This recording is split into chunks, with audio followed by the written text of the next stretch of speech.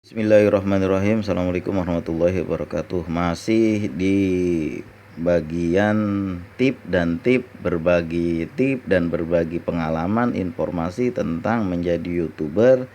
Hari ini kita akan membicarakan sebentar tentang monetisasi YouTube. Ini yang kebanyakan dikejar oleh orang-orang yang belum monetisasi tanpa mengindahkan apa yang terjadi nanti setelah monetisasi. Akhirnya apa yang terjadi, begitu selesai monetisasi sebulan 2 bulan merongos. Apa itu merongos? Ya kok begini hasilnya. Itu kenapa bisa begitu? Ya kan penghasilannya 0,0. Bahkan ada yang udah berbulan-bulan itu $10 pun nggak dapat. Bahkan kawan saya yang udah 40.000 subscriber lebih itu, dia bilang nyari $5 aja sebulan susah bang. Nah coba bayangin. Apa sebabnya?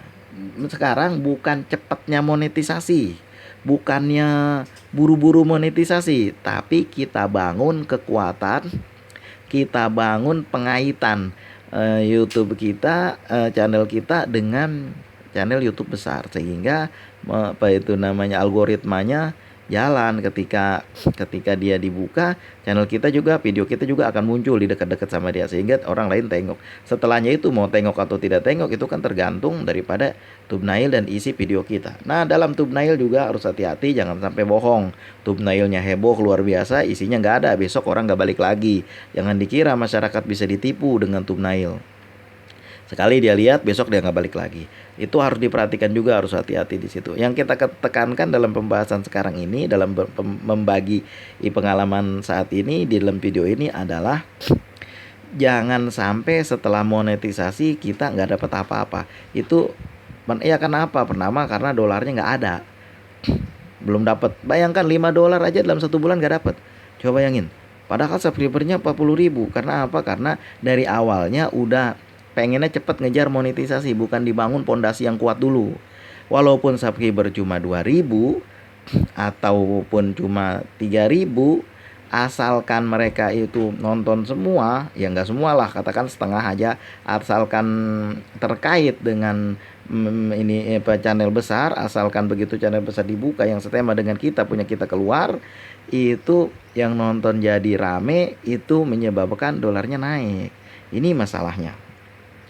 Salahnya yang paling pertama adalah karena pengen cepet-cepet monet tanpa memperhatikan banyaknya penonton. Tertarik atau enggak orang dengan video kita. Nah itu yang paling kita tekankan adalah tertarik atau tidak, sehingga ditonton atau tidak, sehingga sampai habis atau tidak, full durasi atau tidak. Nah itu yang harus kita perhatikan. Kalau tidak full durasi, kalau tidak ditonton dengan penuh, apalagi tidak ditonton cuma semenit 2 menit, mengakibatkan rekomendasi berhenti. Akibatnya kemana? Akibatnya udah tahu sendiri, dolarnya nggak akan naik. Nah, begitu-begitu aja. Nah itu yang penting sekarang bukan cepatnya monetisasi. Setelah saya dimonetisasi, saya baru tahu. Karena apa? Berdasarkan pengalaman orang-orang yang seangkatan dengan saya, itu dulu mereka lebih cepat monetisasi dari saya. Tapi sekarang nggak ada, videonya nggak pernah muncul, dia nggak pernah ngupload. Saya tengok udah 2 bulan lalu, 3 bulan lalu. Kenapa ya? Karena dia males ngeliatnya. Alah, cuma dapat segini. Akibatnya apa? Kemana-mana aja. Akibatnya apa? Cita-cita yang tadinya udah luar biasa semangatnya, akhirnya jadi lemah gara-gara apa? Ngelihat penghasilan yang sangat sedikit. Mengapa penghasilan sangat sedikit? Ya karena kita dari awalnya tidak prihatin waktu membangun. Maksudnya prihatin gimana? Enggak, kita melakukan usaha yang keras untuk mengaitkan. Memang berkunjung bagus, tapi kan berkunjung nggak semua orang kita kunjung satu hari 1.000 kali. Tapi pengaitan sehingga rekomendasinya jalan, itulah yang mengakibatkan penonton menjadi rame. Sedangkan pengunjung saling berkunjung adalah membanyakan komentar dan juga membuat tontonan lebih daripada 50% full durasi. Karena orang lain juga nggak mau kan videonya ditonton tidak full. Maka itulah, karena kalau tidak full udah kelihatan di situ ada menitnya. Cuma berapa menit kita nonton ada. Kalau full durasi nggak ada. Jadi kita tahu orang-orang yang nggak nonton full durasi.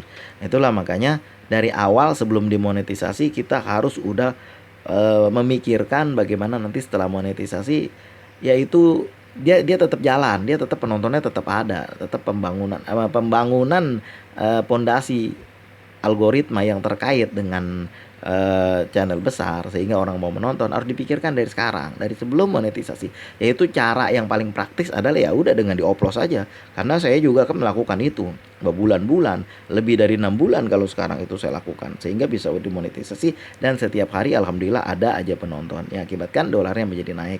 Mudah-mudahan bisa dipahami dan bisa dijadikan bahan referensi bahwa bukannya cepet-cepet monetisasi, tapi kuatkan dulu bangunan. Ini yang saya perhatikan ya, channel-channel yang kawan-kawan saya yang kemungkinan setelah dimonetisasi itu akan tetap dan akan naik ininya apa namanya tuh, akan naik penontonnya terus-menerus. Itu saya perhatikan nih, satu nih saya lihat nih, Wandi Mandari dari Hong Kong, kawan kita itu. Kemungkinan besar itu akan naik setelah dimonetisasi, akan stabil dulu lalu akan naik. Kenapa? Karena pembangunan algoritma dia itu bagus. Dan banyak lagi channel-channel yang udah subscribernya udah 11.000, tapi jam tayang belum cukup. Itu tanda-tanda bahwa channel kita akan nggak rame setelah dimonetisasi. Kenapa ya? Karena penontonnya aja merek doang banyak, subscribernya aja banyak, mereknya penontonnya nggak ada. Mudah-mudahan bisa diterima. Terima kasih. Assalamualaikum warahmatullahi wabarakatuh.